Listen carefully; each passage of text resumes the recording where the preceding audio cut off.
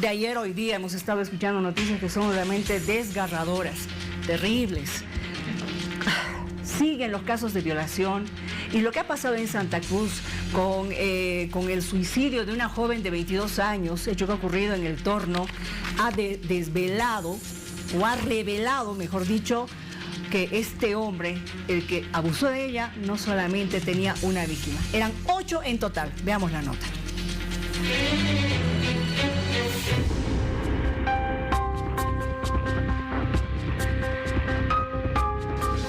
¿Usted la violó? No. ¿Usted cometió hechos de violación a otras personas? No. ¿Qué puede decir al respecto?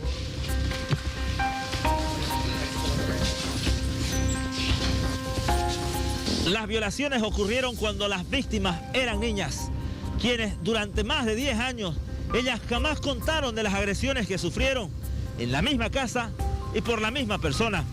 Todos estos hechos sucedieron aquí en la población del Torno. Una persona de sexo femenino de 22 años de edad se quita la vida, deja una carta póstuma en la cual menciona el motivo por el cual había tomado esa determinación, porque su padrastro la había usado en varias oportunidades, y a la vez también menciona otros nombres de otras víctimas. ¿Cuántas víctimas, fiscal? En este caso estamos hablando de aproximadamente 6 personas, ¿no? 6 personas. Siguiendo a la jovencita que se quitó la vida. Y ella es la que hace el relato, ¿no? Él menciona esta situación. El denunciado de cometer múltiples violaciones en su entorno familiar fue interrogado por el fiscal que investiga el caso. Él decidió guardar silencio y permanece aprehendido en celdas del Comando Provincial a la espera de su audiencia cautelar. Va a ser puesto ante un juez cautelar. ¿Por qué delito? Efectivamente, está sindicado inicialmente del delito de homicidio-suicidio, en el sentido de que, producto de las agresiones sexuales que había recibido su hijastra, ella determinó quitarse la vida. Ese es el primer caso que está aperturado en contra de este sujeto. Ahora ya las otras víctimas que han sido mencionadas en esta investigación, obviamente se van a hacer otra investigación diferente. ¿Sería por violación? Lógicamente, de acuerdo a la entrevista psicológica que las menores o las víctimas relaten los hechos, ya se va a calificar provisionalmente el tipo penal por el cual se lo va a investigar.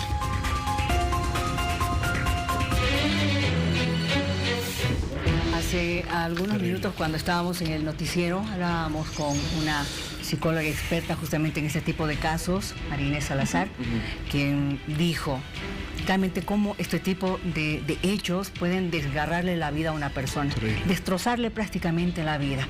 ¿Qué es lo que uno tiene que hacer con una persona cuando tiene un ser querido o un familiar que ha sufrido un tipo de abuso de esta naturaleza? Es no cuestionarle, no preguntarle, acérquese para darle todo su apoyo. Exacto. Porque es lo que más necesita. Quizás esta jovencita que ha dejado una carta póstuma, ¿no es cierto? Y ahí revelaba precisamente, antes que nada, por favor, vamos a darles la línea telefónica para que ustedes también puedan contactarse con nosotros. Queremos saber cuáles son sus opiniones. El 77677-221. Ustedes pueden comunicarse, escríbanos, es un hecho desgarrador, como lo escuchábamos. Lo que pasa es que esta jovencita lamentablemente perdió a su madre biológica cuando tenía tan solo 7 años. Y es a partir de ese momento en que el padrastro, que se hace cargo de la familia, empieza con estas vejaciones durante 15 años, y ella ya no aguantaba más. Exacto. Y decidió quitarse la vida. Tenemos esa carta póstuma, ¿verdad? No queremos revictimizar a la familia, ojo, pero algunas partes como esta, por ejemplo, Leo. Lo siento, ya no puedo más. Llegué al extremo por culpa de un señor que se llama Juan Carlos Alarcón. Que es el padrastro, ¿no? Perdí mi virginidad con un señor súper mayor. Desde entonces lo único que me quita la ansiedad y malestar era tener... Bueno, me enamoré de alguien y rompimos porque le fallé, le fui infiel. Mi maldito cuerpo me pedía solo eso. Soy una... Yo creo que lo dejamos ahí, dejémoslo, ¿no? ahí, es terrible. Pidiendo perdón a su familia. Es solamente una parte y realmente no es el único caso, ¿no? Terrible. Hoy hemos conocido otro caso de la niña también terrible. De 13 años. Exacto.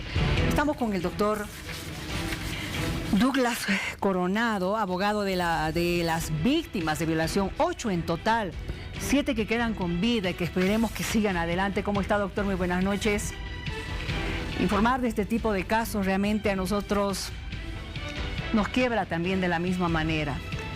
¿Qué pasa con las víctimas a las cuales usted está representando en este momento? Ellas decidieron hablar, ni bien supieron de la detención de este hombre, ¿verdad? Buenas noches, gusto saludarlo. Sí, es cierto, es evidente. Si bien sucedieron hechos, en realidad, pues, para ser específico y exacto, ¿no? La carta póstuma fue de fecha 8 de octubre.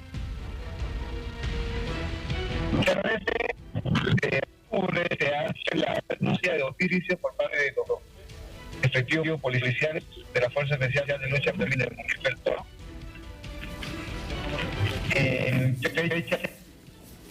Permítame un momento, por favor, doctor. Estamos teniendo un pequeño problema con el audio. Si es que podría acercarse un poquito más, por favor, a su equipo para poder escucharle, porque se está distorsionando su voz. Usted me decía que todo ha comenzado con esta carta póstuma que se ha conocido el 8 de octubre.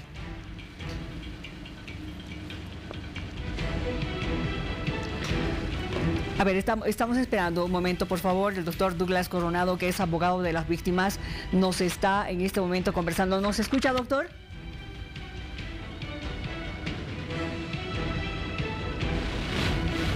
Hola, doctor, ¿nos escucha?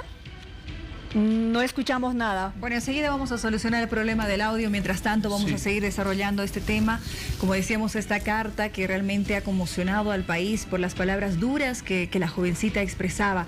Le preguntábamos, doctor, por favor, ¿cuál es la situación de estas otras víctimas? Ellas ya han prestado sus declaraciones.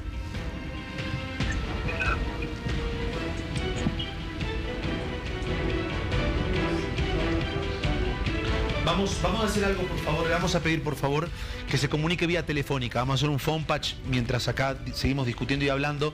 Vamos a hacer una comunicación telefónica porque claramente el doctor está en una carretera, en un auto. Imagino que las condiciones para establecer la comunicación vía internet no son óptimas. Así que vamos a hacer una llamada telefónica por producción. Procedan a llamarlo en este momento. Muy bien.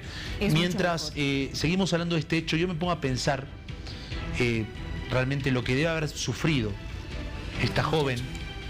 Tantos años, la afectación que tuvo en ella, en su carácter, en los traumas, lo decía recién en la carta, sintiéndose absolutamente culpable. Ella se culpa de esto, ¿no? Más que incluso culpar al verdadero agresor, a este señor que ahora se le ha destapado un montón de casos, y los que no se habrán destapado todavía, que estarán dando vueltas. A ver, este hombre al parecer aprovechaba que sus víctimas se encontraban durmiendo para atacarlas. Y era del propio entorno familiar. Exactamente. Así que es muy probable que las hermanitas también de ellas hayan sido las víctimas. De hecho, en esta carta póstuma, la jovencita les expresa algunas líneas y le dice que la perdonen por tomar esta decisión, que cuiden a su mascota y que realmente no la juzguen por la decisión que había tomado. Muy personales de ella, pero me llama mucho la atención de origen, porque seguramente este caso va a servir para el análisis, uno, de las autoridades y dos, de los profesionales en el área. ¿A qué me voy? Creo que debería primar lo consanguíneo, que tampoco te da certezas, pero sí es que las niñas quedaron huérfanas, que no tenían a la mamá porque falleció, debieron, al ser menores de edad, quedar al cuidado de alguien más cercano, claro, de alguien consanguíneo, un tío, una tía. Abuelos. Habría que revisar si tenían ¿Parientes? Si tenían parientes para hacerse cargo de ellas, porque quedarse con el padrastro, no quiero generalizar, pero hemos visto que generalmente en temas así es más complejo. Es que el entorno más cercano a uno es el que primero comete ese tipo de agresión. A veces los tíos tampoco son certeza. Desgraciadamente, Dani, esa es una realidad con la que estamos sufriendo y viviendo todos los días. Pero quizás en un tema legal, la potestad de los menores debería ir primero a lo consanguíneo. Claro. No con el hasta padrastro. Por lógica, la Defensoría siempre pide a la familia ampliada, que vendría a ser la hermana de la mamá o del papá. Entonces, ¿Qué pasó en este caso? No, lo que pasa, a ver, el Estado primero no puede actuar de oficio, no hay una presunción de que el señor puede llegar a hacer algo, y quizás era el familiar más cercano que había, era imagino el esposo de la madre, ¿no es cierto? El esposo de la madre, y eso ya le da una tuición sobre la menor. Lo que sucede es que estas cosas pasan todos los días, lastimosamente en esta sociedad.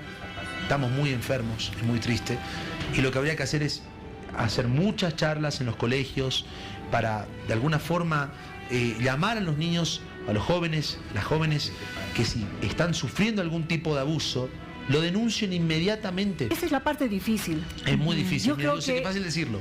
Yo creo que un joven, porque también pasa con los varones, niños jóvenes, pasa también con ellos, ya sean hombres o mujeres, el momento en el que reciben una agresión de este tipo, me imagino que lo primero que les embargue es vergüenza. E indignación, sobre todo, ¿no? Y el miedo también, Claro, Miriam, porque por las escuchábamos amenazas. nosotros por las amenazas. El otro caso que también ha sido desgarrador, el que hemos compartido el día de hoy, de esta niña de 13 años, ella tenía mucho miedo a las amenazas, si es que ella denunciaba o si es que ella tal vez revelaba lo que le estaba pasando. Entonces, tal vez similar situación ocurre con estas víctimas de vejaciones por sus propios progenitores y en este caso por el padrastro, ¿no? Bueno, que las investigaciones prosigan, que tenga la sanción correspondiente, que ojalá sea ejemplar, y ojalá puedan también todas las víctimas que ha tenido este hombre, si se demuestra que así es, un victimario, que todas las víctimas puedan en este momento aprovechar la confidencialidad de la denuncia, asistir a la policía, ir a hacer la denuncia, porque se necesita recaudar todas las pruebas posibles, ¿no es cierto?, para poderle iniciar el proceso y que tenga la pena que tiene que tener. Leo, yo me voy, o sea, estoy muy de acuerdo contigo en ese factor, pero ya en la prevención de estos casos, creo que se debe aplicar los mecanismos de control donde demuestren las personas que se van a hacer cargo de menores de edad que lo pueden hacer, desde un análisis psicológico, desde lo consanguíneo, para evitar estos casos. Ya sobre el caso hecho, sobre el daño hecho, no se puede hacer mucho, pero sí se puede aprender de esto para evitar que otros menores queden así, indefensos. Me da mucha tristeza, ¿sabes? Porque en el caso de esta familia, las hermanitas Qué terrible, qué han dolor. quedado también en manos de este desalmado, porque eso es lo que es, un maltratador. Sí. Les ha desgraciado la vida, porque saben que van a tener también la carga de que una de las hermanas ha muerto. Claro. Que quizás no pudo en su momento denunciar por todo lo que está pasando, ¿no? Las amenazas que habrá recibido, todo lo que habrá ocurrido, y también por la carga que ella misma debió tener pensando que pasaba lo mismo con su familia, ¿no? ¿Se imaginan? Es una situación terrible. Hay que ayudar, pero ayudar con mucho respeto a estas víctimas, no revictimizarlas, apoyarlas, que es, creo, lo que ellas más necesitan en este momento. Y sí, que la policía y el Ministerio Público, por favor, Hagan algo. y que no lo suelten, por nada. Eso. Que hagan las investigaciones Que hasta no llegar al pase fondo. lo que pasó en La por Paz. favor. Que no pase lo que pasó en La Paz con esta menor que tomó la decisión al final de quitarse la vida porque soltaron Sí. al hombre Sí. que la había abusado. Enseguida vamos a estar tocando ese Exacto. En tema. Cochabamba. Exacto. Sí. Y una cosa también me apunta Pamela y tiene razón, es más común de lo que uno imagina, Sí. que ante la muerte de una madre se queden con la tuición del padrastro, del que era el cónyuge. Sí, Esto es una cosa muy, muy común, se estila. terrible. Bueno.